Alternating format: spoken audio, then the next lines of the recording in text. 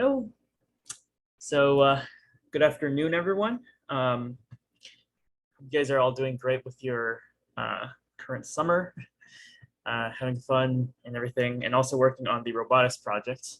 Um, this is week 3, I believe, officially week 3 of our now proclaimed battery vending machine, battery distributor, something to do with batteries project. Um, During these next 2 weeks, or if you're watching this if it's not being recorded, the next 3 meetings, I'll be going over some really important software skills that you'll need to complete your own projects, including multisim, Visual Studio Code, Python, GitHub, the programming stuff. And then next week, I will be doing one on PCB design and then one on computer-aided design, so CAD and 3D modeling.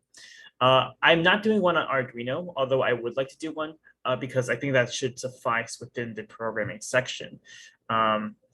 Those of you who are working on the robotic arm currently will have to get a really good understanding of that, especially the BMS people as well, knowing how all that works. So if you're in 3301 microcontrollers, you'll have a good understanding of where to proceed with that. But I may or may not do one after the 4th workshop because I will be busy with a full-time job starting in July.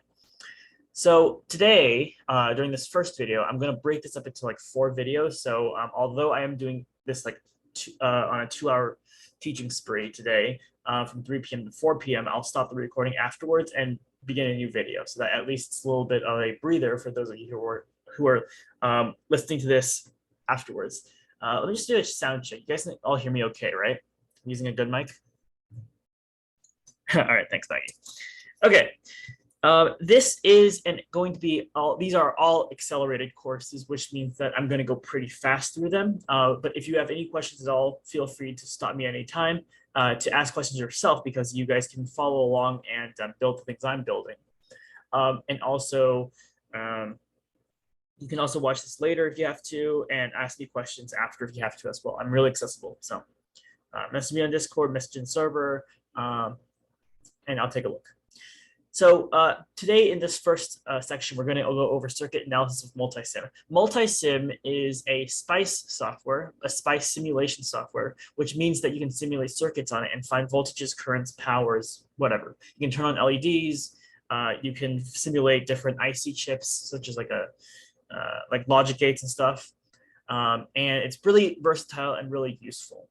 For those of you who are in Cal Poly, we have to use something called PSpice, which is by OrCAD Capture. Now, PSpice is great, like nothing against OrCAD PSpice, but it's a little bit slow. Multisim is a little bit faster, but there's a little bit of less of a diverse method of, well, I guess it's less simulated. OrCAD PSpice is much more powerful, but it's a lot more complicated to use. So I guess you can see like the balance between those two softwares. I chose Multisim because it's free for us and it's pretty simple to use, but user-friendly. So we'll go over how to use that today in a couple of circuits. First, we're going to go over a basic voltage divider circuit. Maggie, I believe this was your circuit. Voltage divider circuits can be used in a wide array of applications, but in this case for our project, we're using this as part of our BMS, so detect the voltage coming from the battery. This can also be used as kind of like a step-down voltage, a really bad step-down voltage converter from like 5 volts to 3.3 volts, because you don't have like noise filtration or anything like that. But many applications for voltage dividers. You can also use it in like special filters for power and all that. But we're just going to go over the basics. And many of you should know how to do voltage dividers. But I'm just doing this as an overview, a general overview. And plus, we have Angie. And Angie is actually the reason why I'm doing all these software applications, because Angie is a high schooler. She doesn't have all the prerequisites that we have going through all these classes. So hopefully this will help benefit not only Angie, but all of you. And Angie, if you have any questions, just let me know, because I'll be going through this pretty fast with the understanding that we really understand some of this. So voltage divider will go first, which is the most simplest one, and then I'll go over some reverse polarity protection, just a simple diode model. Now, diode models will work, as I said in the last PowerPoint presentation with Robotics, but there are some cons to it, in which in our case, it's a really big con. So we'll go over that in a bit with some theory, and then we'll move on to MOSFETs. Now, in college, we don't go into MOSFETs until 2200, which is like a second, third year course. But we're introducing this now. I'm introducing this as kind of like a basic theory principle, which is a really powerful way to design circuits using some sort of voltage control switch. So in here, we're going to go over the NMOS voltage control switch, just a single one, and then go with the H-bridge formation. So if you're controlling something like a motor, you can control it to go forward and backwards, all within one circuit. And then we're going to go over the most complicated circuit of today, which is the reverse polarity protection PMOS model, which we are going to use in our BMS circuit to prevent voltage drops from happening. Actually, you may think that the H-bridge formation is a little bit more difficult depending on how you see it, but it shouldn't be too bad. So let's get started and talk about our little voltage divider here. And let's open a new note.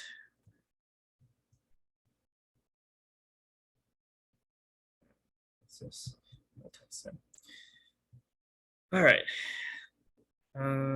Share screen. Yeah. Let's see if this works.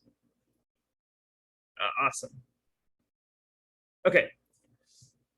So the format I do this in, I usually have my iPad up and running, and I can draw my iPad and let you see it that way, so that you can base it off some important concepts that we're learning.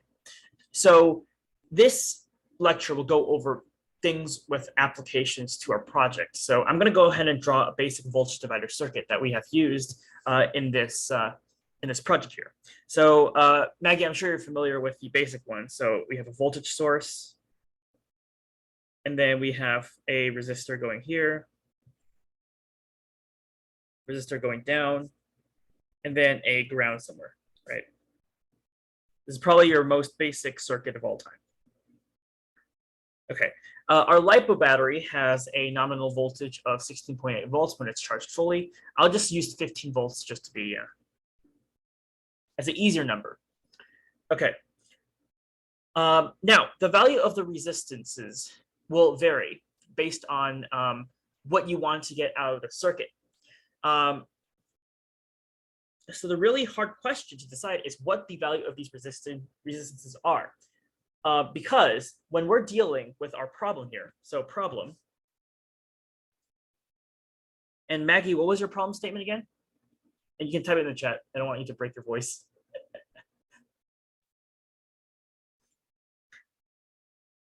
So this will be encapsulated within BMS.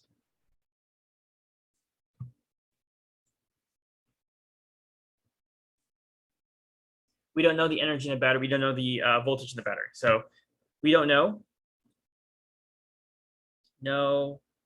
the voltage in a battery. Now, of course, this can be fleshed out a little bit further with the problem statements. But we don't know the voltage in the battery, right? And so based on our problem design skills we've gone over, we can say, okay, black box, right? This is the first thing you do when you look at a problem, black box. So here is our circuit that we need to design. Our inputs is going to be our battery, right? We don't know the voltage of the battery, so we're going to put the battery as an input. And then in our case, this is going to be like 15 volts or anywhere between 10 volts, I would say, or yeah, 10 volts to 15 volts, right? And then our outputs, what are our outputs to this problem? Well, of course, we're going to need some way to read the information from this battery. So our outputs are going to be something like the A0 pin or the ADC converter on an Arduino. So let's say the Arduino. So ADC or A0 pin of the Arduino, which reads analog inputs. Okay, so now that we know our inputs and our outputs, now let's figure out the rest of the constraints. The A0 or ADC pin of the Arduino has some constraints. For once, you can't just feed random voltages into it, right? You must feed a voltage value between 0 and 5 volts for it to understand and convert it to map it into a 10-bit number from 0 to 1, 2, 0, 2, 3. Because that's how it senses the voltage, right? It's going to say, okay, the voltage is going to be somewhere between 0 and 1023, depending on what I receive.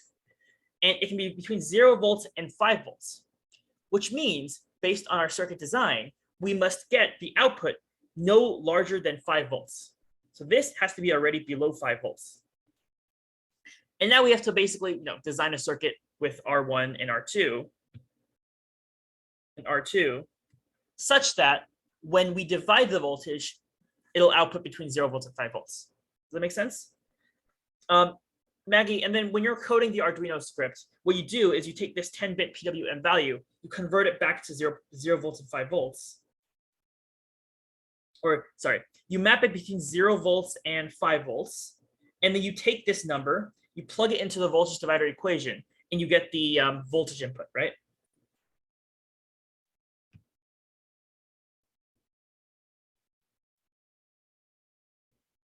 And then you get the input. It's kind of like this system here, right? Except for the fact that the Arduino gives us this really weird voltage value, because it's a scale. Okay, so we figured out that in our circuit design, we basically need 2 resistor values that will give us 5 volts in the end. Now, if you're just looking at this and you know nothing about circuit theory, this will be super confusing because, well, how do you use it in the first place? It's got to be some formula or some way of theorizing and understanding how this value is possible. Well, there is. And rather than just me giving you this formula, we're going to go through all the steps in getting to this point again. So going all the way back to 1101, going to Kirchhoff's voltage laws, Kirchhoff's current laws, and then deriving an equation that will be able to get us the output, the voltage output at this node right here. Okay, so I'm going to go ahead and replace our voltage value with a Vin. So assuming that we don't know what the input is, let's find out what the output is. So this node is going to be V0 here. So I want to find V0 given Vin and an arbitrary value R1 and R2. So, just as a basic problem solving measure, when you have very specific numbers to work with, but you want to find a generic solution, just you take a step back and use just arbitrary values. Now, I know as engineers, this is like really scary for us because we don't like looking at numbers. This is like 1520 and physics for just the general engineering student body, where you only use like variables, not numbers. But this is for a good purpose. Like if you're working with any other project, such as let's say you're making a very highly specified drone for one purpose only, then it's going to be hard to use it for other purposes. So let's say I need a drone that can take me from Los Angeles to New York within like a 4-hour setting. And the drone is highly specialized and can be only used for that purpose, right? Then it's kind of useless. Same for like business practices. I don't know if you guys know about the crypto mining scheme going on right now, but crypto uses like AMD chips or so one of those chips that's highly specialized and only used for crypto, which doesn't have applications to other things like computers, right? You can't use the same computer for crypto mining with a GPU. So main point being, whenever you're designing stuff for a project, make sure you have a wide scope. Make sure you keep an open mind and design things for other applications as well. So moving back onto this circuit now, we're going to go ahead and figure out a formula we can use to calculate VO based on our Vn, R1, and R2. Okay, so we're looking at the circuit, and if we ignore the fact that there is an output here, this is a basic series circuit, right? So this is a series circuit, which I'm going to put in orange.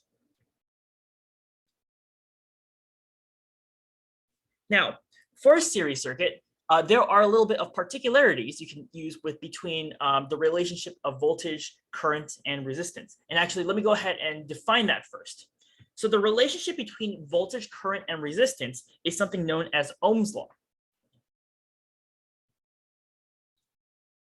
Okay, Ohm's law states that the voltage is equal to the current times the resistance, right? And it's that simple. However, this equation tells you that there is a linear relationship between voltage and current when you have resistance in the equation, because resistance is usually constant, right? If resistance is constant and it's unchanging, like unless you like change the resistance in the circuit, right? Voltage and current have a direct relationship with each other, right? So if current increases, then voltage will have to increase, right? If current decreases, then voltage will have to decrease. So you can say that the voltage has a direct relationship with the current. This symbol, this fish-looking symbol, is called a symbol of proportionality. So voltage and current are proportional to each other. This also means you can rewrite Ohm's law in a few different ways. So if you're trying to solve for current instead of voltage, then you just write I, you divide the resistance to the other side, and you get voltage over resistance. I equals V over R. Now, finally, if you're trying to solve for resistance, you can solve it the same way, divide I to the other side, and you get R equals V over I. Now, in electrical engineering, this is like our Bible. We know this equation from the back of our hand because it's used in so many different things, right? So that's the relationship between voltage, current, and resistance. It's a linear relationship. So when you're moving on to things like capacitors, you'll find out that it's a little bit different. We say capacitors using the symbol C, and capacitors do not have a direct relationship with current and voltage. It's a little bit different, but to keep things simple, this is a linear relationship. Linear relationship.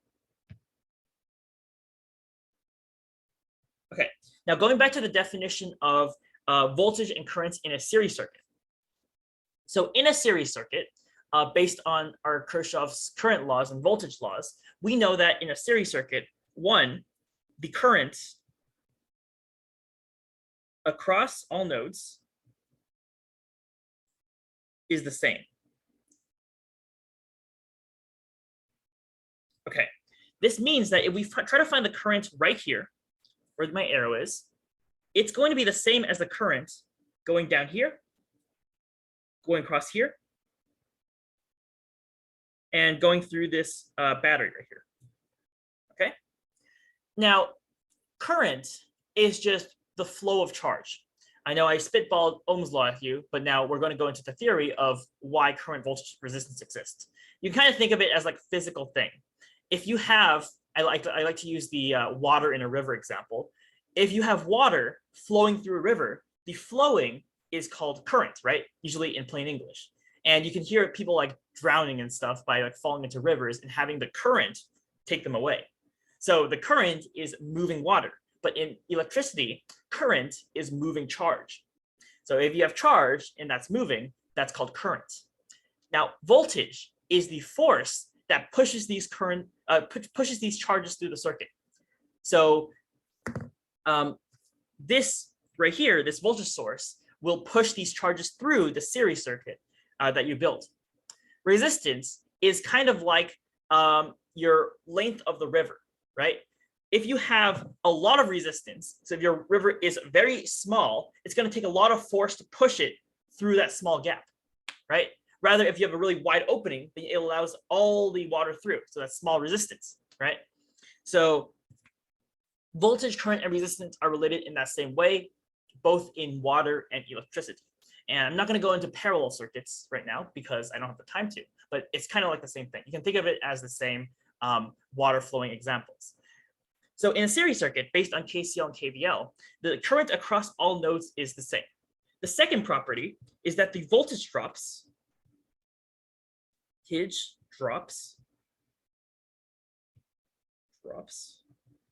across all components must add to 0. Now, if you ever heard of the conservation of power or conservation of electricity or conservation of force or physics, you know that in this world, at least, everything has to be constant. If I push on an object, it must push back on me with the same force. That's Newton's third law, right? So in this case, it would be the exact same. So we can have an imbalance of voltage in our circuit, which means that if we take a look at this voltage source, which goes from minus to plus, right? You can think of the difference between this as a voltage drop, okay? So from minus to plus, that would be a negative voltage drop. So negative V in. And resistances usually go from positive to negative. So positive to negative right here. So a positive to negative would be a positive voltage drop. So VR1. Now, why did I use this? In circuitry, it's really, really good to keep a consistent reference direction. In this case, I like to keep my reference directions as clockwise. So if I look at the circuit going clockwise, as you can see, the current direction is also clockwise. If the current follows my reference direction, that will be positive. So this will be positive current, positive current, positive current, positive current, because it follows my reference direction. Now, you may use a counterclockwise reference direction, and some professors may actually use this. I've had one before that used this like counterclockwise. It's the same, but everything is flipped. So you gotta be careful. You gotta be very careful.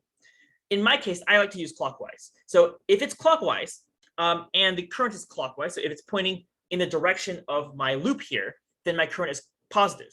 Otherwise, if I draw a backwards current, kind of like this, it's going to be the same value as my positive current, except this time it's negative, because it's going against the flow of my reference direction, right?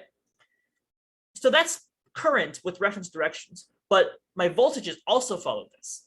Now, in general, if you go from positive to minus, right, that's going to be a positive voltage drop. You can think of it like as going down a hill, kind of like this, right? I like to use this as an example. Let's say we have this like neat little mountain here, and my V in is going to go from the negative points. So this is like V in. Whoop. Here we go. So my V in is going to go from the negative points to the positive points. So I go all the way up here. It's kind of like going to bring my current all the way up, an example. So my V in is going to do this to the circuit, right, to the current. And then as it passes the resistors, it's going to go from positive to negative, right? It's going to go down. And then if it hits another resistor, it's going to go from the positive location to the negative location again. And it keeps going until you reach back to the original point, right? All the cumulative total voltages must add up to 0. In that case, if I have a negative to positive voltage, I'm going to say that's a negative voltage drop. And if it's going to go from positive to negative, I'm going to call that a positive voltage drop. So this would be a positive voltage drop as well. All right, so far, have I lost anyone? Is everyone good right now?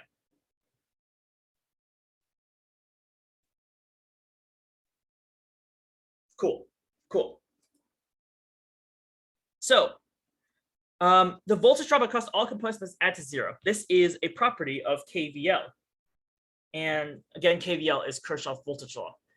All current across all nodes is the same. This is actually KCL, and I'll explain why. KCL, or Kirchhoff's current law, states that all currents entering node must also exit the node, right? So if I had a system which looked a little bit like this, let's say this is a node or like a point in the circuit or like an intersection in the circuit, you can kind of think of this as like a 4-way crossroad or like a 4-way road in which you drive. Like I don't drive, so I don't have to deal with the pain of this, but like the scariest things are like the 4-way roads, right? Because like you go to an intersection and you're like, who goes first? Do I go first? Do the other cars go first? I have no idea. So in this case, it's kind of like that, except in circuitry, you have wires instead of roads. In this case, if I draw a bunch of like directions, right? Let's say those are wires connecting to a node, and I have current exiting here, entering in this direction, exiting in this direction, and entering in this direction. KCL states that all the currents exiting and entering a node must add up to 0. So if you have positive current going into a node and negative current exiting a node, right? And you only have 2 nodes. So for example, we have our node right here. The amount of current exiting this brown node must be the same as the amount of current entering the node. So if we have a series circuit and each node in the series circuit consists of only 2 inputs or outputs, then based on KCL, it must be proven that it has to be the same amount of current going in as the same amount of current going out of all 4 nodes, which means that the amount of current in this loop, in this single loop, has to be the same. Does that make sense? So I can say, like, if we have I1 and I2, then based on this node in KCL, I1 must equal I2. Okay? Okay. I have rambled long enough about this, so let's go ahead and try to derive an equation based on it. So we have Ohm's law, and we know things about series circuits, right? Now, how do we calculate a specific voltage from a series circuit? Well, we can use we can use Ohm's law, right? So let's say we want to calculate VR2. Now, how do we do this, right? Ohm's law works really well with circuits that look a little bit like this. So let's say we have an alternative circuit.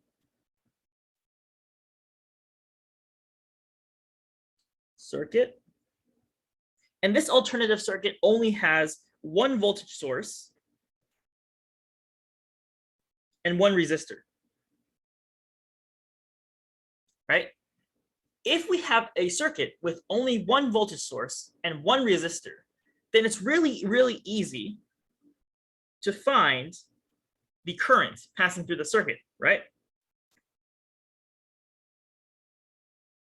So this is I. If we have this circuit, then we can just say, okay, Ohm's law states that our voltage is equal to the current times the resistance.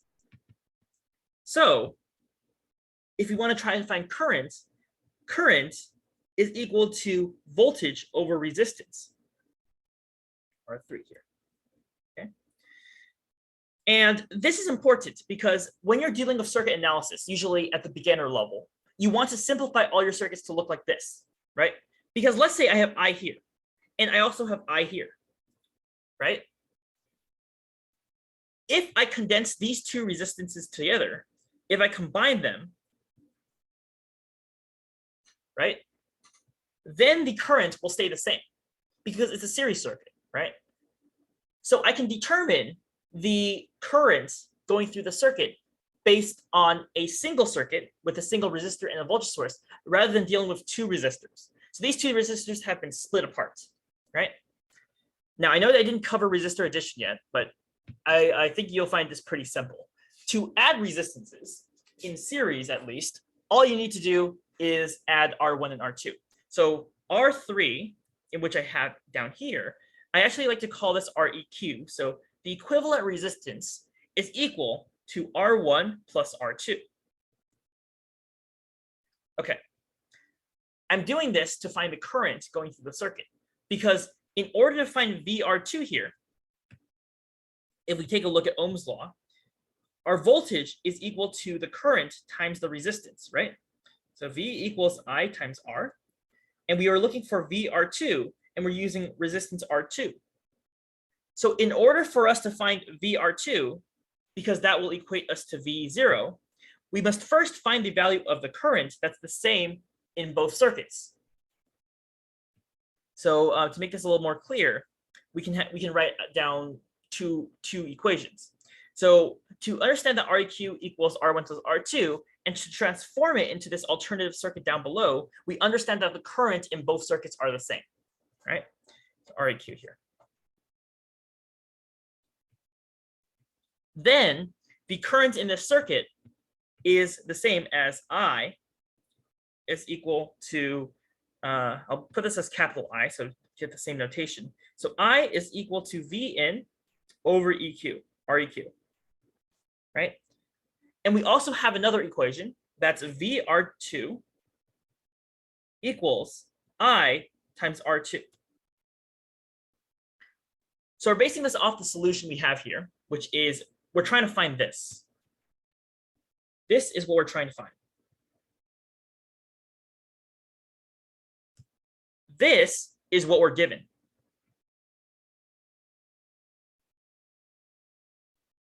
So if we combine what we're given right here with what we're trying to find right here, then we can say, okay, this is pretty self-explanatory. Let's go ahead and combine the equations using a system of equations. So going back to algebra, you can say, okay, I see I have an I here, and I also see I have another I here. So I can just use substitution, right?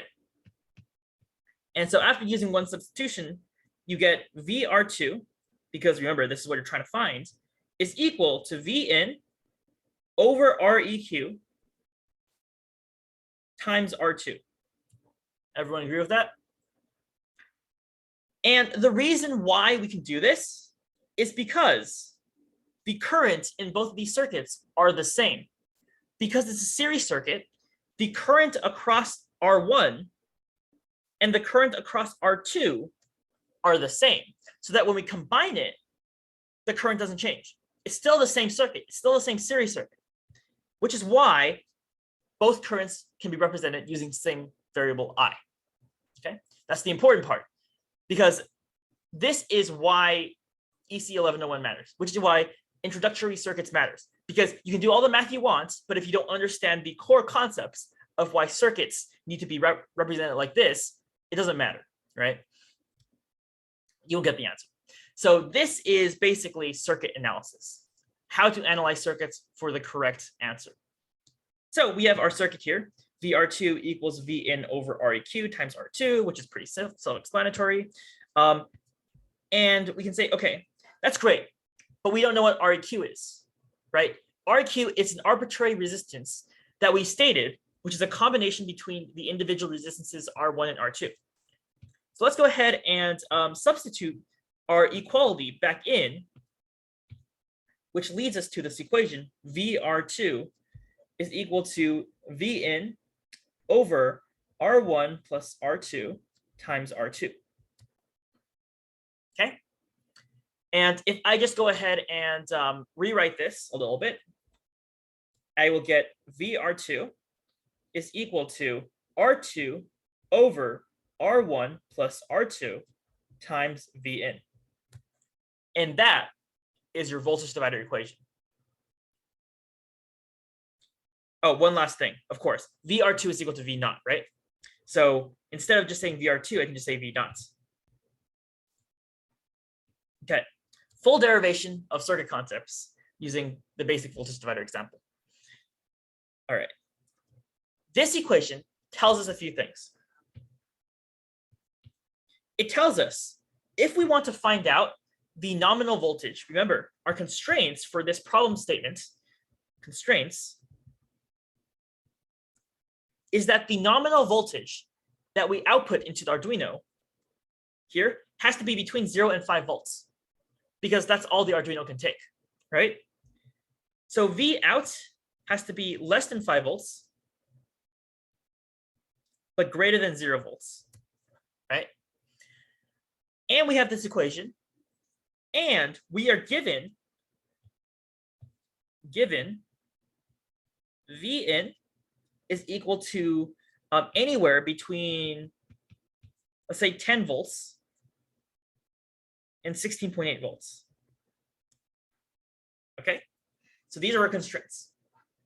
Really important for any problem statements.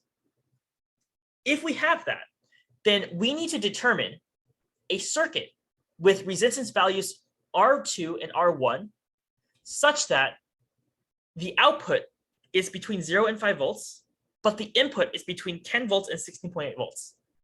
Okay. We're boiling down the problem statement here to figure out a solution. So if you're trying to do this for any other problem statement, this is the same exact steps you should follow. By the way, all this circuit theory explanation I just did up here is known as fundamental knowledge. Last Friday, we talked about saying problem statements and explaining things to others, right? And if I just went ahead and started explaining all the complicated math down here without giving you a background of Ohm's law, KVL, KCL, series circuits, and how currents, voltages, and resistance go through it, it'd be extremely confusing, right? Same for anything else. Like say you're explaining some sort of Kalman filter with a Gaussian diffusion ratio of 3/4 to me. And by the way, computer vision will need to know about that soon.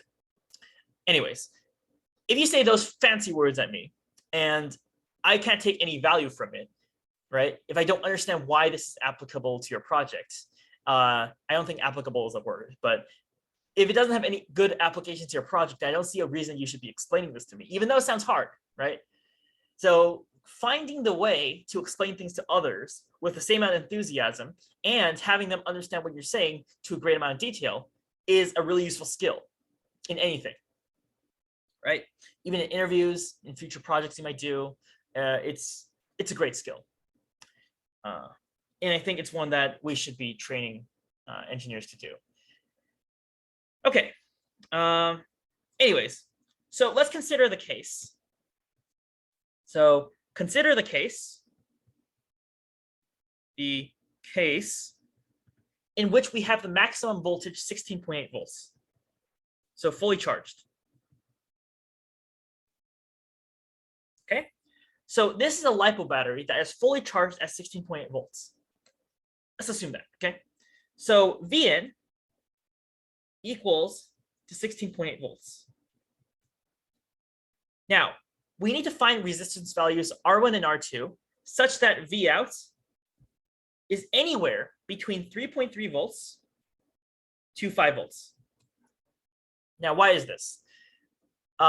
This goes back to fundamentally understanding how the Arduino's ADC value works. So in an Arduino, in any Arduino, it will say, it will give a threshold of voltages based on its comparators.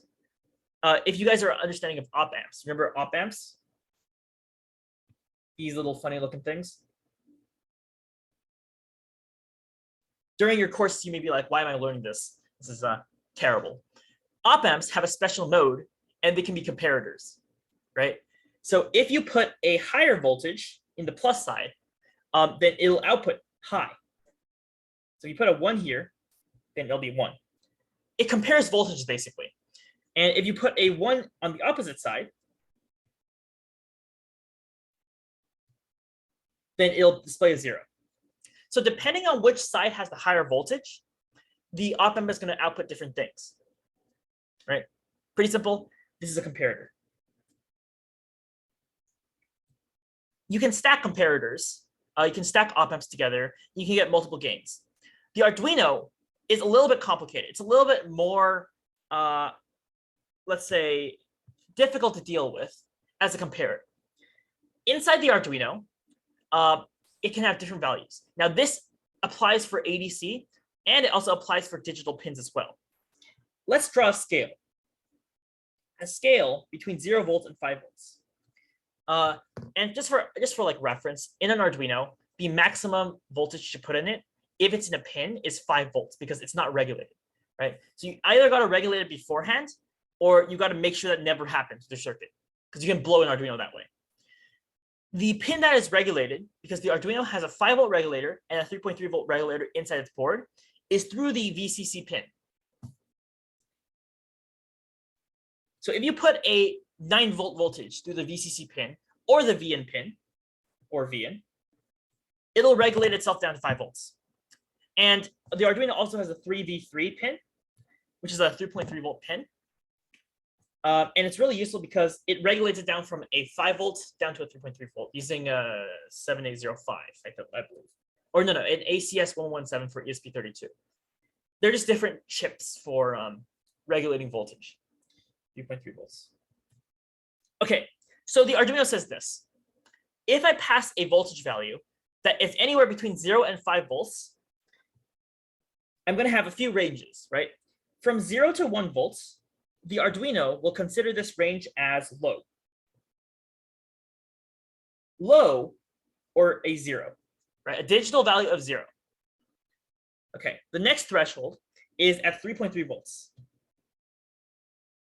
Okay, and if you pass in a value anywhere between 3.3 volts and 5 volts, it's going to say this is a high value, or a 1. Anyone want to guess what's in the middle? I think it's actually lower than 3.3 volts, but you want to just be higher just in case, you know. The middle is gray area.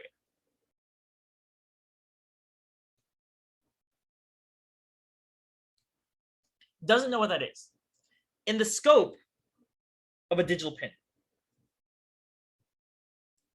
So you know those D1, D2, D3 pins of a digital pin. Okay. This scale does not work, or it does not apply if you have ADC. Because ADC, what it does is it maps the same scale, so from 0 volts to 5 volts, but it converts every single one of these values into a 10-bit value that goes into its processor. So it goes from 0 all the way up to 1023. Okay. Now, you'll hear this term tossed around a lot. Resolution. What is the resolution of your output? If you're working with a sensor, what is the resolution of your output? If I ask you that, what I'm asking you is how many bits is your output, right? Because let's say I take the scale, right? And I have 0 to 1023, or I have a scale of 0 to 5. If I make a tick every time it changes the value, so in this case, I'll have 1, 2, 3, 4, right? Those are really large ticks, right? So the resolution is really bad. In case I want to do something like in the middle here, that's really bad because I can't do that. When you're working with some low-level device like a Arduino or semi-low-level device, you have to understand that it does not have as much memory or as much RAM as your computer. A Arduino only has 32 kilobytes of RAM compared to your computer, which has around, I don't know, a couple gigabytes, right? So it don't like floating point numbers really well. Floating point numbers are large. You want to conserve your memory. So instead of having like this, say like this kind of resolution, trash resolution, I call this. This would be like a 3-bit resolution, right? 3 bits is 2 to the power of 3 is 4-bit resolution. If you have a 10-bit resolution like this, then you have a bunch of ticks, right? And you can call a value between 0 and 1023 and map that back to 0 to 5 volts in code. Okay. If you have a sensor that does 12-bit resolution, it goes from like 0 all the way to 2 to the power of 12. Well, that's more ticks, right? And as you increase the exponent and as you increase the size that it will allow for data to come in, you'll get even more ticks, which means when you're converting it back to 0 to 5 volts, you'll get even more precise data to work with. However, in our case, we're not looking for that precise. Like 3 decimal points, 3 significant figures is good enough. Okay. Anyways, so when I'm converting this from V in to V out, back to my original point, I want to get 16.8 volts as close to 5 volts as possible, right? So if I plug this into the equation here, if I generalize this as my R ratio here, then I can say, okay, I'm given my V in, I'm given a target V out. Now I want to find the resistor values that make this possible. So in that case, I'm going to separate my R ratio to the left. And then I'm going to set this equal to my V outs over V in. Okay. Basically, what this says is my ratio of resistors must equal V out over V in. So if my V out is 5 volts and my V in is 16.8 volts here, then my R ratio will be, my calculator. So 5 divided by 16.8, 0.297.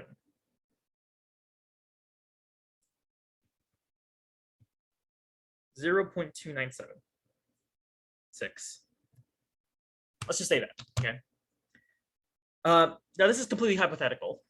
So our ratio is R2 over R1 plus R2 equals to 0.2976, which is a constant we solve for, right? Now, the big question is, do we want to solve for R1 or R2? Because theoretically here, we just need 2 resistors that will get us the right value, and 2 resistors that will restrict the current flow and not let, fires from happening. Because if you have too low a resistance value, you might catch something on fire. So like if you say you have 16.8 volts traveling through a 1 ohm resistor, that's going to get really hot. unless you're using something like a power resistor, then you're probably fine, but for consideration. So in this scenario, I'm going to go ahead and simplify the circuit even further. And I'm going to say, okay, let's say I want to solve for R1, right? If I'm given a value of R2, I can just solve for R1. So I'm going to go ahead and do some simple algebra. Isolate this equation for 0.2976 times R1 plus R2. Okay. R2 equals to 0.2976 R1 plus 0.2976 R2. Bring that to the other side, and I get R2 times 1 minus 0.2976 over 0.2976 equals R1.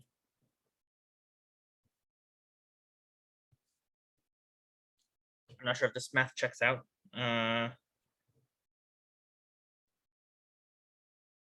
Yeah, that's fine. Okay, so then the ratio between my resistors R2 and R1, and if you guys catch a math mistake, let me know, is 1 minus 0.2976 over 0.2976 times R2, sorry, equals R1.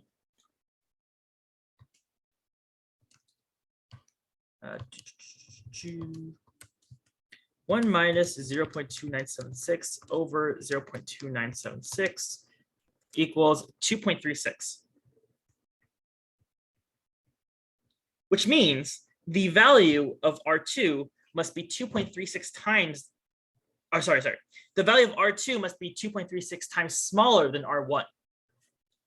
I always get this mixed up for some reason. So R2 is smaller than R1 in this case. Okay. So then whatever value of R1 we have, we can then map it directly to R2 using this formula right here, right? And if it's close enough, we can use it in our actual circuit. Now there is an interesting restriction in real life that we have to follow. And it's that decimal point resistance values don't really exist, right? I can't have a 2.36 ohm resistor, right? I mean, that's not really publicly available, and it's not like great for us to use. So that's another like wrench thrown in our machine of math here. So what we do is we estimate, and that's an engineer's favorite word. We estimate which resistor value would get us the right answer, right? And here we can basically just guess. Let's round this down to 2. Let's just say, okay, I'm going to say 2R2 equals R1. And I'm going to say, to maximize the resolution here, my resistor R2 must be twice as small as R1. So if R1 was, let's say, 10K, then R2 must be 5K, right?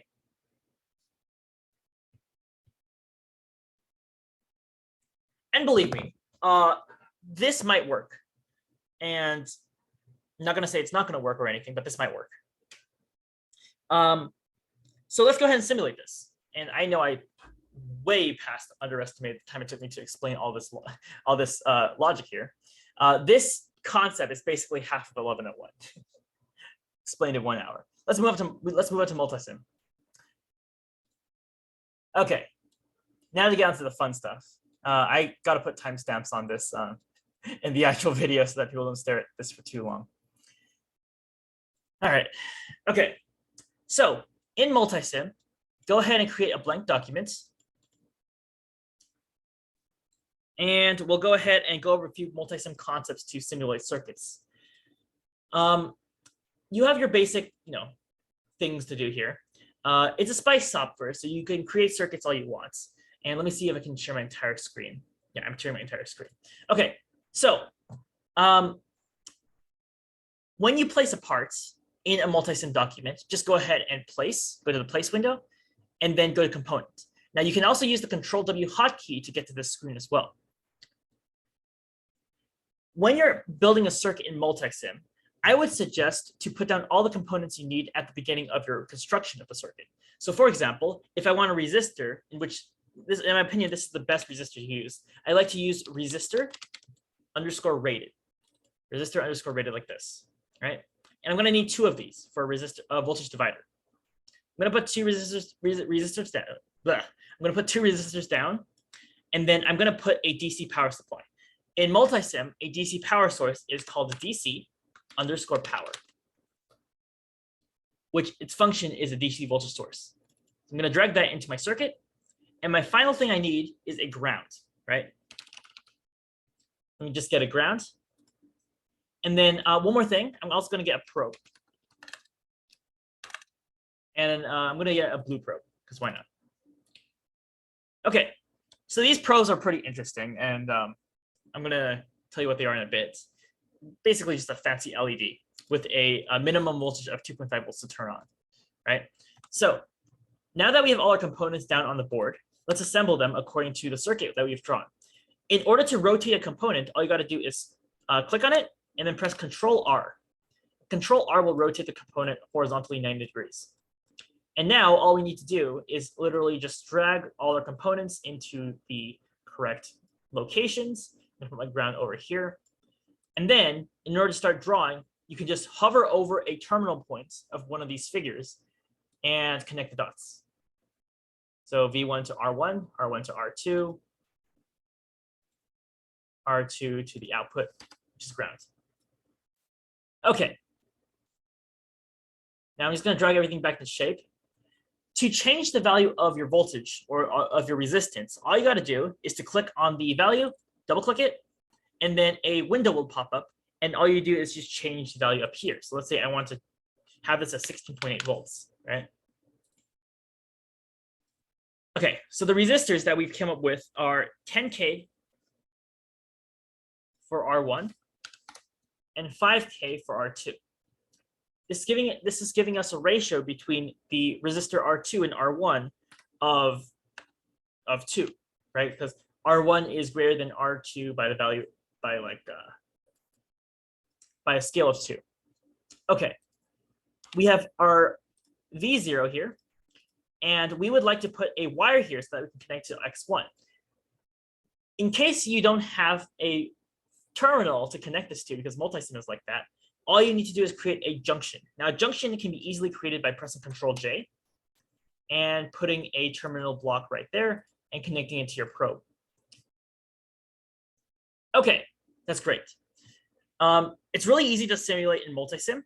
So you're basically playing your circuit and letting the circuit play out for itself. All you do is press the play button, the run, which is F5, and the circuit will start running. Now you can do a lot of things in multisim, but the simplest thing to do is take one of these probes, I like to use voltage and currents, and place it on your circuit. Okay, so this will tell you the voltage, how much current is passing through the circuit at this time, and some other information as well. In case you have an AC source, the current or the frequency will be shown. You can also make sure you pause this before making any changes. The number one flaw in people designing circuits for multisim is not pausing the circuits before going on doing other things. So make sure you pause the circuit. You can also drag an oscilloscope, here it is, into the circuit in case you have AC sources or anything like that. And all you do is place the positive edge where you want it, the negative edge where you want it, and run the circuit again. And double tapping on the oscilloscope will tell you what it looks like. So it's saying it has a steady voltage of 5.6 volts and what time it is simulating it across, right? So pretty easy to understand here. Now, can anyone tell me what is the issue with the circuit? And what is the issue with the resistor values I just generated?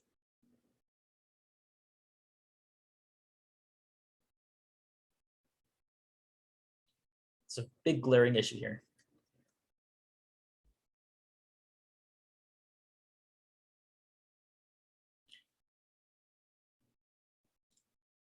The voltage is above 5 volts. Yes. The voltage that we calculated based on our circuit is actually 5.6 volts, which is higher than 5 volts, which the Arduino is not going to like that. It's going to start smoking. I don't know, maybe. So in order to correct for this, we just need to lower the ratio. Now, I'm gonna let you guys in on a trick or like on a secret here. You could just guess and check, to be honest. That's one way of doing it. Second way is, of course, understanding all the concepts and theory I just taught you. Third way is by Googling it. Now, this entire project can be completed by Googling. Google is in it a great resource for learning things. And Google has said that the best voltage ratio is actually 30K to 7.5K. And everything we just went over is not a bust. It's still really important to understand. But this is the ratio of resistances that commercial voltage sensors, the breakout boards you can buy on Amazon, they use. And you can skip this entire step by just like finding that on Amazon, right? Now let's see why they use that ratio. If I play this, you can see it brings the 16.8 voltage down to 3.36 volts, right? And remember that the threshold, a good threshold, is between 0 and 5 volts or 0 and 3.3 volts. And this one restricts the maximum 16.8 volt here down to 3.36. And if I go ahead and change the voltage, and if I change this, I need to make sure I restart the simulation to 15 volts. It's going to give me 3 volts. So my resolution is anywhere between 0 volts and 3.36 volts. Of course, I can make this higher, right? I can make it all the way to 5 volts if I wanted to. I can increase the resolution if I wanted to. But I need to give it a little bit of a buffer room, a little bit of space between 3.36 volts and 5 volts, in case we spiral out of control and get a teensy-weeny voltage spike. We don't want our circuit to get destroyed. So this is the perfect voltage ratio that we are going to use for the circuit. This little 30K and 7.5K here. Okay. So I know I spent an hour describing just the basic voltage divider and how it works, but does anyone have any questions they'd like to ask? Any comments, concerns?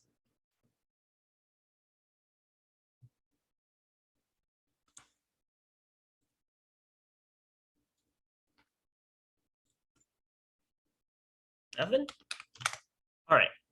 So I'm going to speed through the next few concepts. The next one is diodes. So diodes are used in a wide variety of applications. Most frequently, diodes are going to be used as a reverse polarity protection mechanism. I don't know if I have to draw this or not, but I'll go ahead and do it. See the screen. Okay. So moving on to diodes.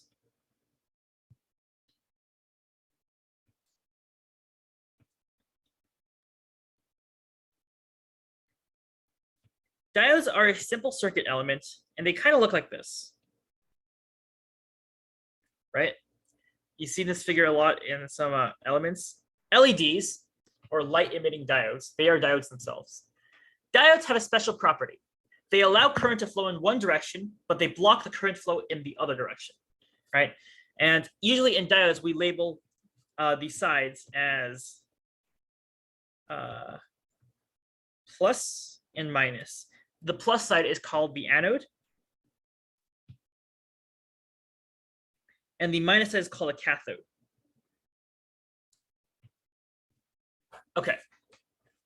Now, there are many diode models that you can get into very specifically, but all you guys need to know is this. Diodes usually have a turn-on voltage, right? You can see on the previous LED that the turn-on voltage for that probe was 2.5 volts. Diodes usually have a turn-on voltage of 0.7 volts.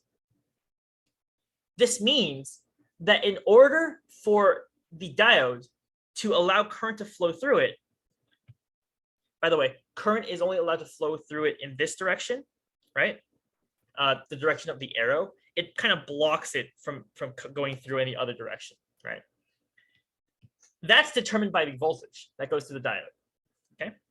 So if I say this is V plus V minus, if the voltage potential across a diode, if V plus minus V minus is greater than 0.7 volts, right?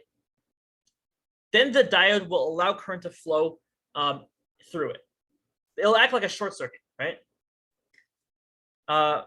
In this case, it'll act like a voltage source, but we'll ignore that for now. This is known as forward bias. Okay. The circuit is basically replaced by a short circuit. And current is allowed to flow through the short circuit freely.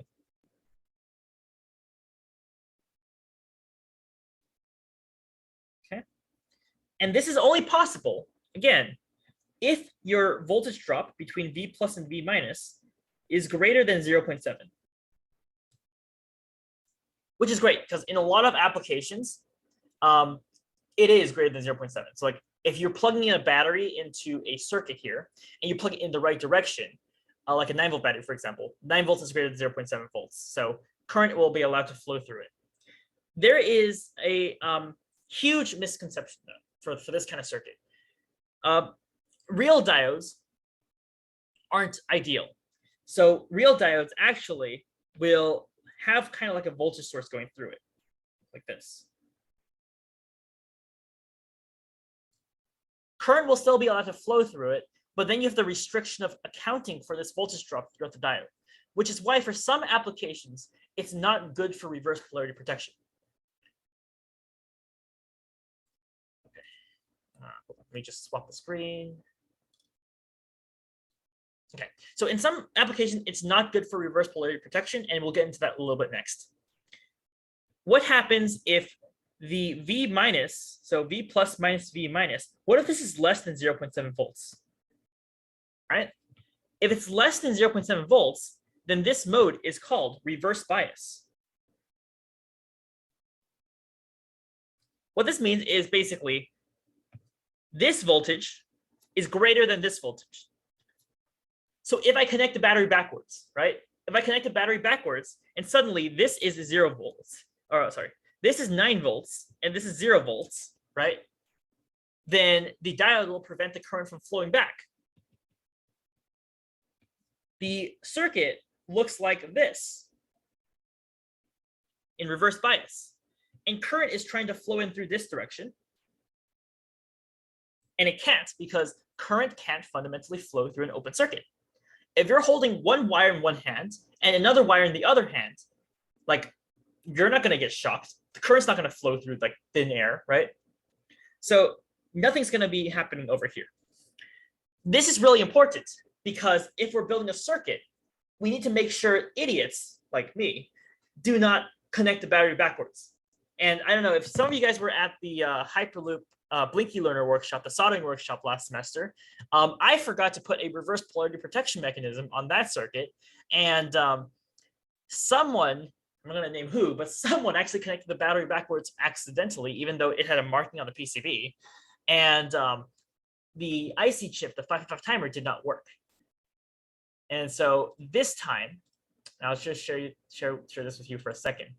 This time, for the Blinky Learner, and I corrected this afterwards. There are a few mistakes on the first version, but this version should work. I added the diode here just to make sure that people don't connect the battery accidentally. So you see the traces here will go to the diode, and then that will prevent it, from crapping out, from catching on fire. So if I connect this backwards, it's not going to let the current flow through the diode in the backwards direction, so the entire circuit will be powered off. This is the new Blinky Learner I'm going to produce in a bit as an official product. Okay. Like while we're here though, I know I'm running out of time. I'm probably not going to go through all of it in great detail. Let me go ahead and go through MOSFETs real quick.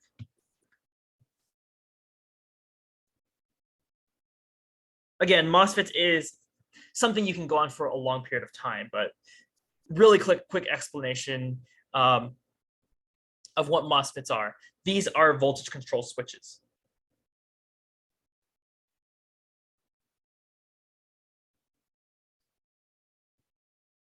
So a switch, kind of like a light switch, you can turn it like on and off, right?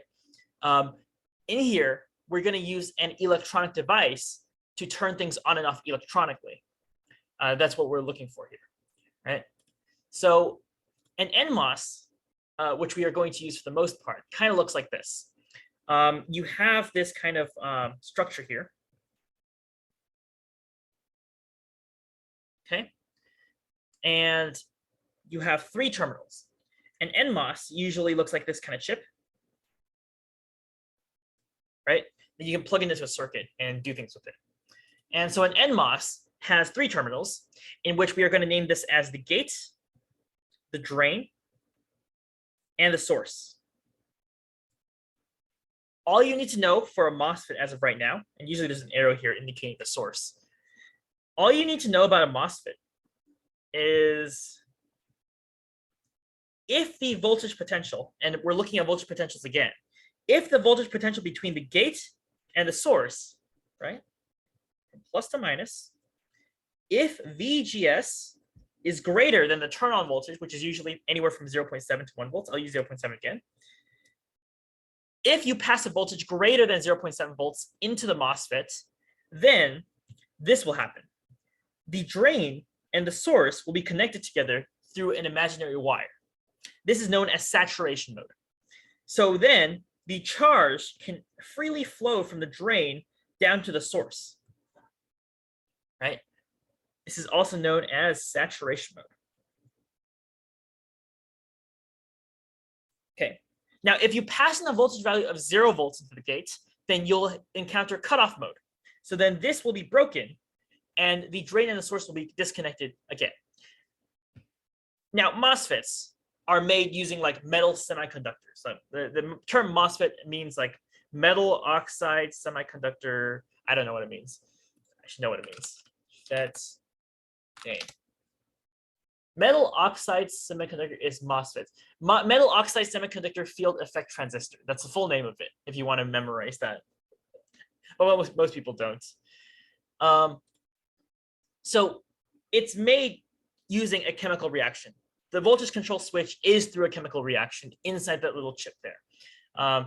So that's probably something that you might want to look into if you're interested in these kind of things. But the basic understanding is that if you put a voltage that's higher than 0.7 volts into the gate of the MOSFET, you're going to turn it on, and the drain and the source are going to connect together. Okay. Now, why is this useful? This is useful because you can restrict the flow of current into something like a motor. And for those of you who are in Hyperloop, I've gone over this before, but let's say, coincidentally, I put a motor, say motor like this. I have the plus and minus terminals here, and I put like a resistor here, and this goes into the drain of a NMOS, right? And this source goes to ground. Now, if I have a VCC of 12 volts in this motor, the motor is not going to turn on if there's no connection, right? Because the minus side isn't actually connected to ground. If you ever play with a DC motor using an Arduino kit, you'll know that if you put a plus and a minus, if you put VCC and you put a ground on either side of the motor will turn on, right? And the turning on the motor means that both terminals are connected. So if this is not connected to ground, if this section here, not connected to ground, because it's in cutoff mode, the motor will not turn on, right? Now, the motor will only turn on if it reaches ground. And the only way it reaches ground in this circuit is if the drain and the source are connected together via a short in saturation mode. So the basic theory is this. We pass a voltage of greater than 0.7 volts into the gate, right? And it turns on saturation mode, and the 2 terminals connect. That's pretty much it. So we go ahead and let's say we connect this part to an Arduino or something. And the Arduino can write a 5-volt signal into the MOSFET. And that 5-volt signal will turn the motor on. By the way, motors usually take around 12 volts to 16 volts to turn on, which is way higher than 5 volts. So usually you can't just power an Arduino using you can't just power a motor using an Arduino. You kind of need this like kind of step-up circuit to do so. One last thing though, is that this circuit is dangerous because you're putting a 5-volt rail directly into a MOSFET. You're shafting it, which means you have currents going through like all willy-nilly into the MOSFET, which is kind of dangerous in some applications. So in most cases, what engineers will do is they will put a pull-down resistor also going to ground, usually of like 10K or something, just to limit the currents, just to make sure it doesn't go insane. And that's about it, really. This is a basic MOSFET voltage switcher circuit that turns on a motor. So again, if the Arduino passes a low signal, remember that in our diagram here, we actually defined what a low and high signal are. For Arduino, low is anywhere between 0 and 1 volts, usually 0 volts. High is anywhere between 3.3 volts to 5 volts, usually 5 volts. And in the middle, it's a gray area, right? So the Arduino will either pass in 0 volts or 5 volts, also known as low or high, also known as 0 or 1. It'll pass the signal into the MOSFETs. And if it's a 0, it'll cut the MOSFET off, right? So if it's a 0, there will be no connection here. And if it's a 1, there will be a connection there. And if there's a connection there, it'll turn the motor on. That's the basic theory, okay? Any questions on diodes or MOSFETs before I go into simulating them in multisim?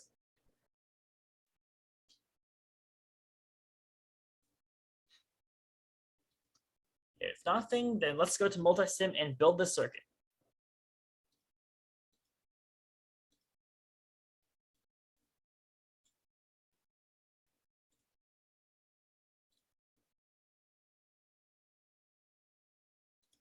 Okie doke. Here we have our circuit here. I'm just going to open this just as a reference. Oh, it did not like that. Design 2. Let me separate this. Okay, just kidding. No, I can't. I'm just going to give you the circuit straight up here, which is this circuit down here. And in the event of time, I'm just going to provide you this file afterwards so you can play with it. But in multisim, you can use something called a NMOS in the parts menu. There are multiple different kinds of NMOSs, but I just chose the IRLB3034, which is a specific kind of MOSFET. This is a high voltage, high power MOSFET, by the way, but there are other MOSFETs that can be used for different applications. If I do Control W and I just type in MOSFET, right? You can see like you have this one right here, this 2N7805 MOSFET, which looks like this. It's a pretty funny one. Or you can have like a thermal MOSFET, which is a more difficult one to deal with. There are a lot of choices, but if you know the exact one you need, multisim might have it. So in this case, IRLB3034 PBF. The IRLB series is a great series for MOSFETs, for NMOSs in particular. This is what the inside of it looks like. And you can see all the components are there. I replaced the LED with I replaced the motor with an LED because in this circuit we can actually see it moving. And I also put the VCC, which is 7.2 volts. We also have a flyback diode to protect for reverse polarity protection again. And we have a 330 ohm resistor to control the current. And this MOSFET works the same way. If I play the simulation and I close the switch here, you can see the LED will turn on, because there's a 5-volt signal going into the MOSFET, right? And remember, we still need a pull-down resistor down here of 10K ohms. So if I let go, you can see the LED will turn off. So what's actually happening here? Let's go ahead and take a voltage and current meter and place it on the terminal that's in the MOSFET drain. So if the switch is not connected, we can see the voltage, node voltage is 5 volts. And why is this so? Well, if we take a voltage differentiation probe, and this is a voltage differentiation probe, we can measure the voltage drop between this point and this point right here, right? And this will tell us that the difference between these 2 points is actually 5.93 volts, right? And we're just going to move this one down here so we can see it. The difference between the voltage between the top and the bottom node are 5.93 volts, which means there is an open circuit, right? We can see the current says 623 nanoamps. And usually if you have something in the nanoamps, which means it's an open circuit, there's no current traveling through, which means if there's no current traveling through the diode, the LED cannot turn on. And if we turn on the switch, you can immediately see the voltage will go to 0, almost 0, close to 0, right? 28 microvolts is close to 0. If the voltage goes to 0, that means you have a short circuit between these 2 points here. And we can see the current shoots up to 16.3 milliamps. All right. So that's basically the theory of NMOSs and how you can use them to turn on things. So in case you need to do that for the robotic arm or some other circuit you might do, this is how you do it. And up here, I have this monstrosity of a circuit. This is basically a H-bridge. So in case you have something with a motor, you can turn a motor clockwise and counterclockwise based on if you connect the motor with forward polarity or reverse polarity. Like if you ever try that with a power source, the motor will either turn clockwise or counterclockwise, because fundamentally inside a motor is an inductor, right? An inductor is just a bunch of metal coils. So you can pass, voltage through it front and through it back, and it'll be the same. It's not like a diode, right? It accepts it in both directions. However, in this circuit, what we have here is we have 4 MOSFETs which control the direction in which the motor turns. So if these 4 switches, which can be connected to an Arduino, by the way, if you ever use an LM298 board, which is an H-bridge, you'll see this is kind of similar with the orientation of the inputs. So if I have, for example, let's say if I have this connected and this connected. Okay, so it's AF, SD, AF, and SD. Okay, I control it with the keyboard. Okay.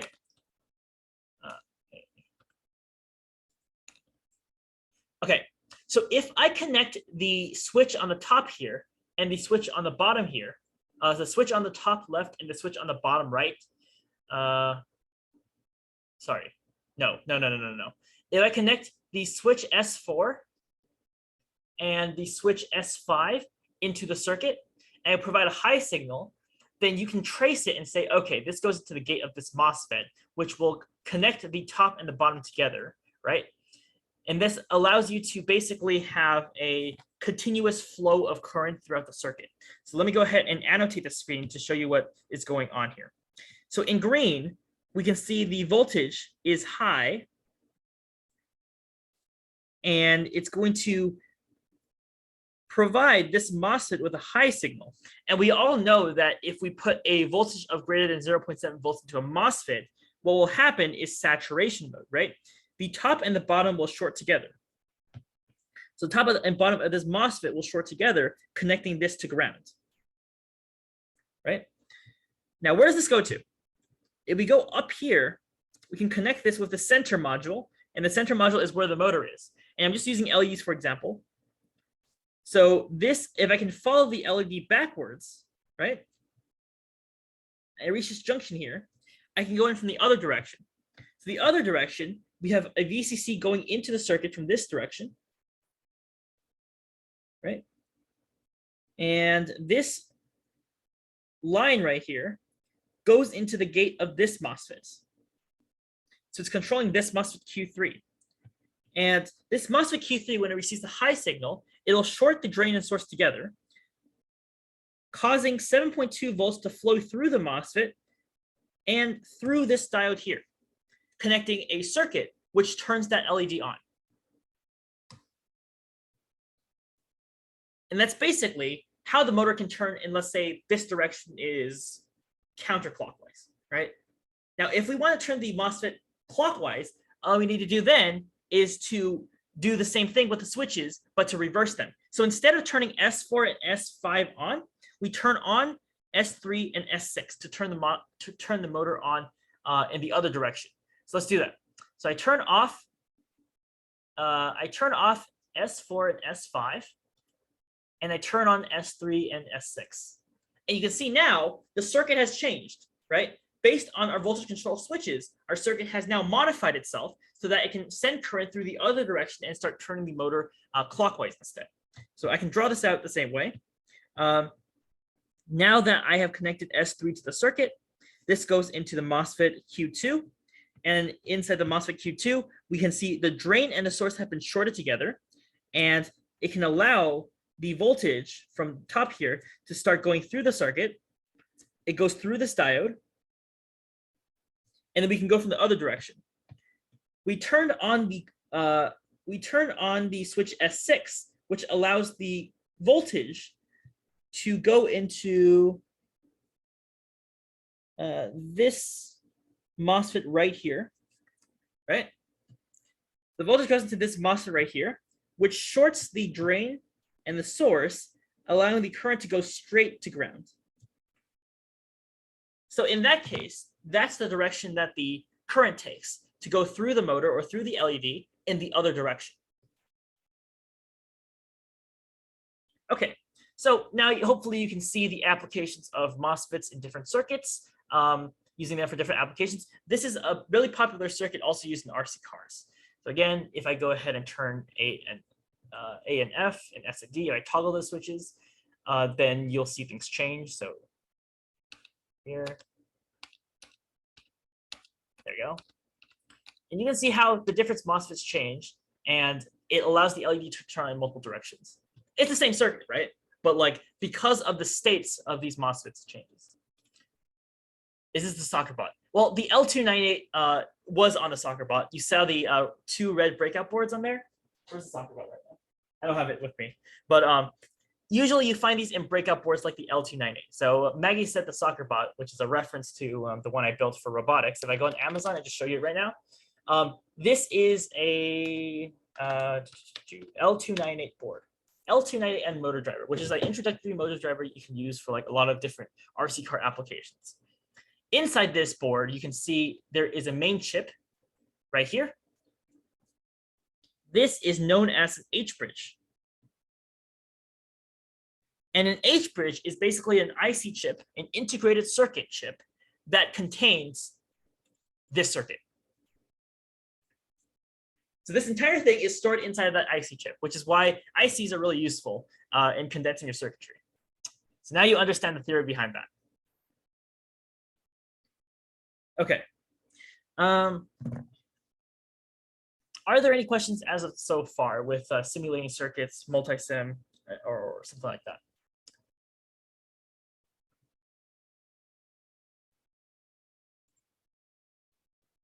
All right. The last thing I want to do for today is to go over reverse polarity protection one last time. Let me just pause this so I can go back to my design too. Let's go back to this circuit right here. And this circuit was pretty simple. It was a voltage divider that detects the voltage of a given circuit, right?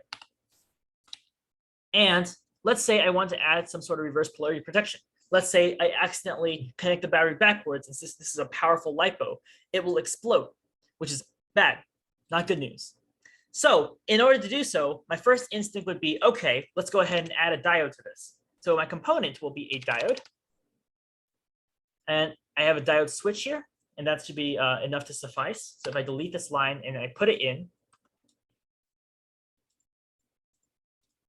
I can see that if I play, my voltage here is actually 3.22, right? This protects my circuit from me connecting it backwards, because if I connect this voltage source backwards, you'll see that things have changed. Let me see if I can demonstrate that real quick. So I'm going to go ahead and make another copy of the circuit. I'm going to put it up here or down here.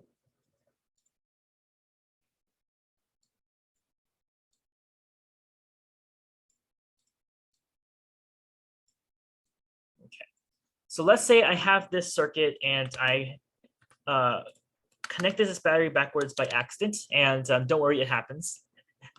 If I connect this battery backwards and I hit play, you'll see that there is a small amount of voltage going backwards, but the current is very small. So I can basically simulate an open circuit, and you can see the LED doesn't turn on either. So everything in my circuit is protected because there's no solid current going through the circuit. There's no short circuit going through the circuit, right? So nothing breaks. None of my ICs are going to explode. There is a problem with this circuit though, and I think I've explained it during the meeting yesterday. Does anyone want to tell me what it is?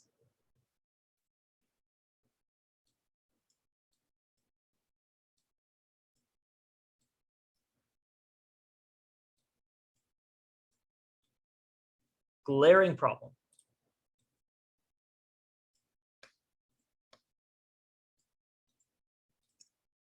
Okay.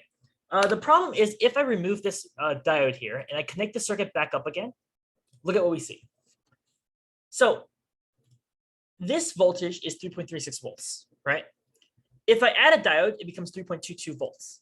That's a very, very minimal voltage drop, but it's noticeable. And that small voltage difference may be what separates our circuit from being very accurate to being not as accurate anymore, right? Because that voltage feeds into the Arduino, and the Arduino is going to use that value to calculate what it thinks the voltage is. If we put a diode here, right, then it's not going to be the same anymore, right? The Arduino is going to say, maybe if I backtrack and try to recalculate the circuit, it's actually at 17 volts instead of 16.8, right? Or actually, it's going to be lower. It's actually 15 volts instead of 16.8. So what you have here is kind of like a bad efficiency. So you're trying to protect the circuit by putting in a diode, but you're actually causing a detrimental effect to the circuit by causing a voltage drop. Because remember, the diode only turns on after 0.7 volts. So it takes that into account when it's in a short circuit. So remember that voltage source I drew in the middle of that short circuit there? That's what this is. So now the big question is, how do I correct for this? The way you correct for this is actually using a MOSFET, which is why I had to give you the prerequisites of circuit analysis, diodes, and MOSFET before getting to this point. So if you would like to make the circuit with me, I'm going to go ahead and drag a very specific MOSFET into the circuit now. This MOSFET is called the ZVP2106A, right here.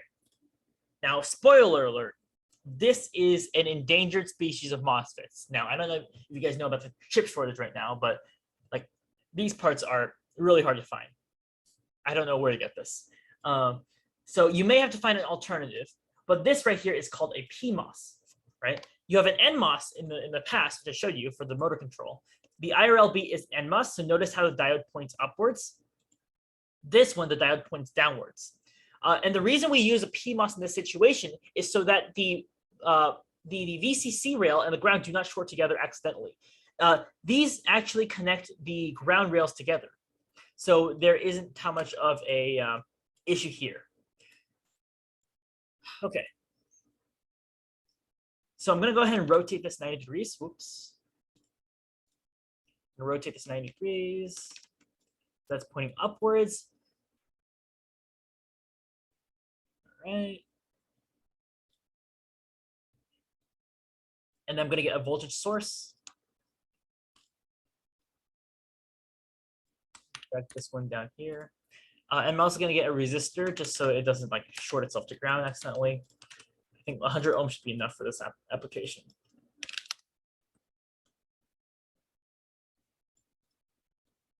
Okay. I'm also going to need a diode. I think regular diode should be good enough. This is just to this diode is called a flyback diode. It prevents like excess current from going through the circuit and accidentally like destroying it. And then I will have my load, which is going to be the voltage divider on the right side. Okay, so let's build a circuit. I'm going to have my source here. I'm going to have the resistor here. I'm going to have the diode here. And then I'm going to have this go into my voltage divider over here. Okay, so I make all the connections now, including the ground. You can have the terminal go here. The diode go under here. Actually, it needs to be like in this formation.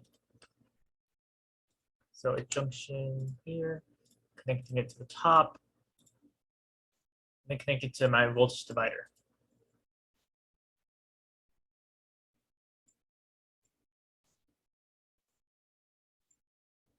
Okay.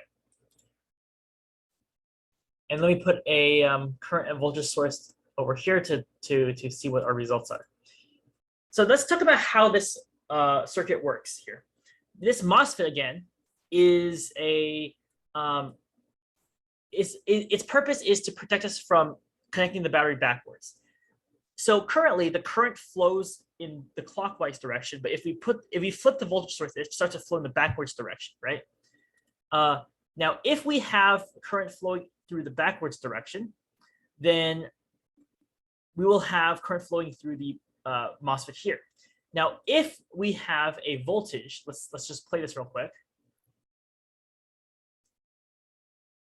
For a PMOS, it's actually the reverse of an NMOS. Let's see here.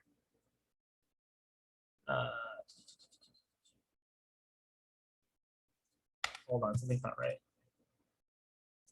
Uh-oh.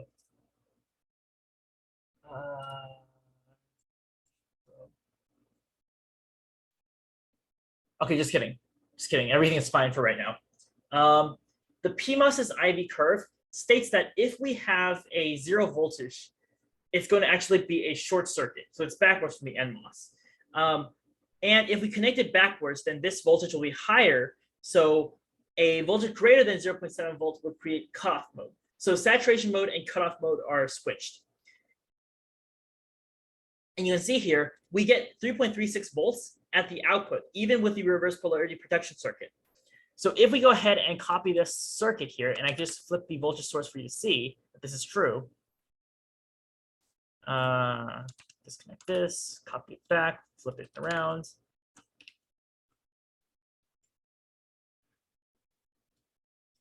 I'm just going to Google one of the diagrams to show you the difference between the PMOS and NMOS IV curves. But if we play this now, this will prevent the voltage from going through, the negative voltage from going through, because this has activated the cutoff mode. So there is now a negative 33.6 volts. Yeah, that's a hefty one. It's going to prevent the voltage and the current from going across the MOSFET while also keeping our rest of the circuitry safe. Right. So that's the difference between using a diode as a reverse polarity protection measure and a NMOS. You can save literally like 1/10 of a volt in accuracy and improve your results based on using this kind of circuit. Okay, are there any questions as to how this works?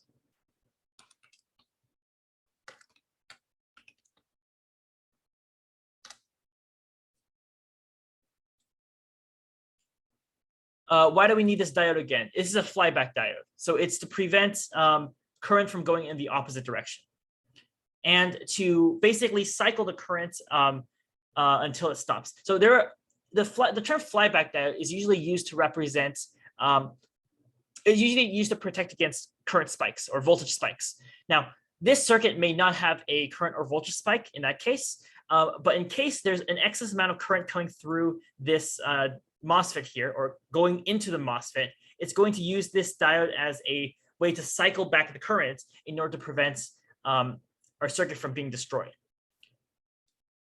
And it's also used to prevent current from going into the opposite direction back through the MOSFET in the clockwise direction.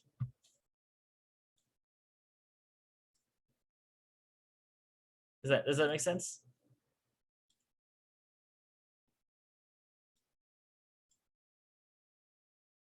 Okay, let's see here.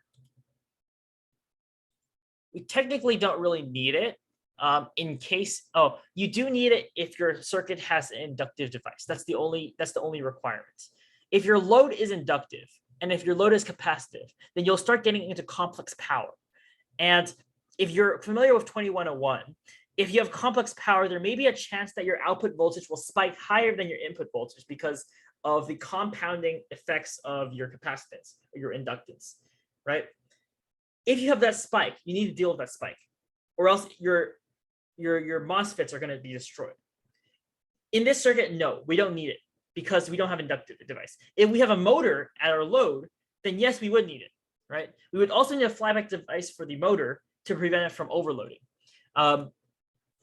I think the best example I can give is in this circuit right here, right? So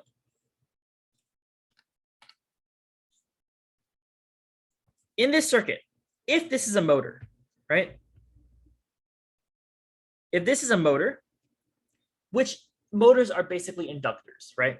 And if you know anything about inductors, voltage can change across it instantly, but current cannot change across it instantly, right?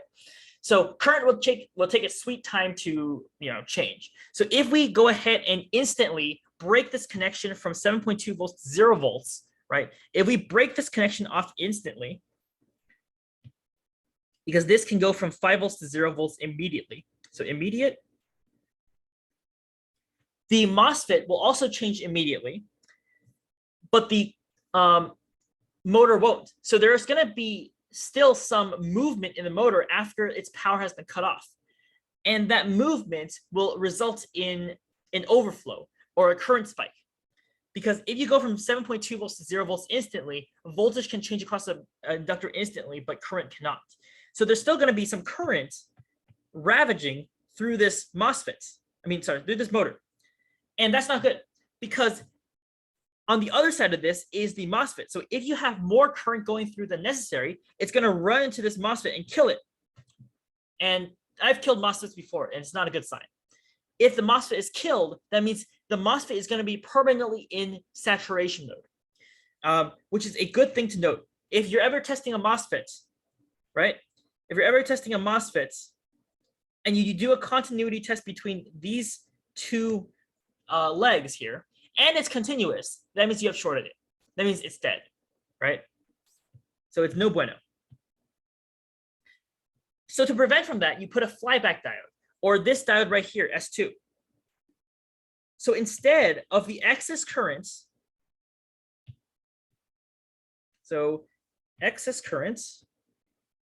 instead of the excess current going into the MOSFETs, instead it goes through this diode here and starts cycling around until the current has been dissipated, which protects the MOSFET for us. So flyback diode, it deals with, the flyback diode deals with excess currents from an inductive source or capacitive. Does that make sense? I love explaining this because, like, I've set MOSFETs on fire before because of this. This diode can be like a 4001 or something basic. It doesn't have to be too complicated. All right. So in general, this same concept is used in the other circuit, although this one is a little bit more complicated to understand. Since this is positioned right here instead of, like, across the load, but it's still used to protect the MOSFET in, like, the overall long run. That's actually a pretty good thought statement. Figure out why that diode is there and what it protects. Okay, so are there any more questions besides that?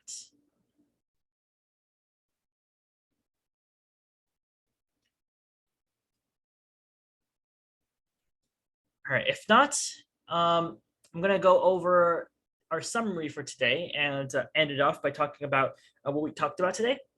I'm slightly slightly losing it, but we talked about voltage divider circuits, the theory and calculation between circuit analysis, and simulated it using PSpice. And then we use this example to describe reverse polarity protection and how to build onto the circuit, add more functionalities to it.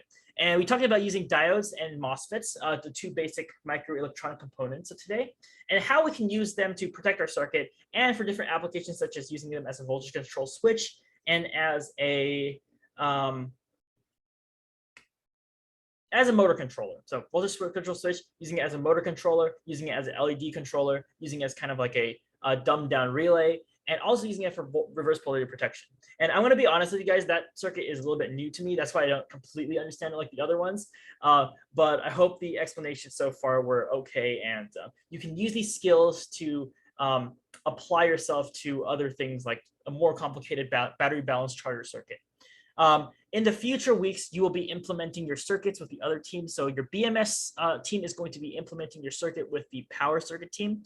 And when you do that, you're going to have to take into account some of the conflicts that you get into. So, for example, Maggie, can you use your circuit for reverse polarity protection along with Kyle's circuit for battery balance charging? And that's a circuit you're going to figure out later, right? So that is the end of this first workshop here. It was an hour and 45 minutes long, so a little bit lengthy, but I will continue to do the coding one and programming one after this. So if you're in the next recording, you can see it there. I will say though, keep up the great work in writing those progress reports. I do read every single one of them each week, and if I find something that I don't understand personally, that I'll tell you to respond to it and improve on your descriptions. I'll write questions, and you just have to answer it and put them on your report. Because I think in the long run, it's really good to have someone to look at your work for you, and someone as like your team lead or project manager should be able to do this and tell you what they don't get and what you need to improve on and how to make it more clear to everyone else in the audience. Because again, fundamental knowledges, prerequisites are all really important in determining what you need for your project or problem statement or your reports. Okay. All right. If that's all, then thank you guys for watching this video. Thank you for attending this first workshop. And I will see you in the next one. I'm going to end the recording here, but thank you guys for watching. Bye-bye.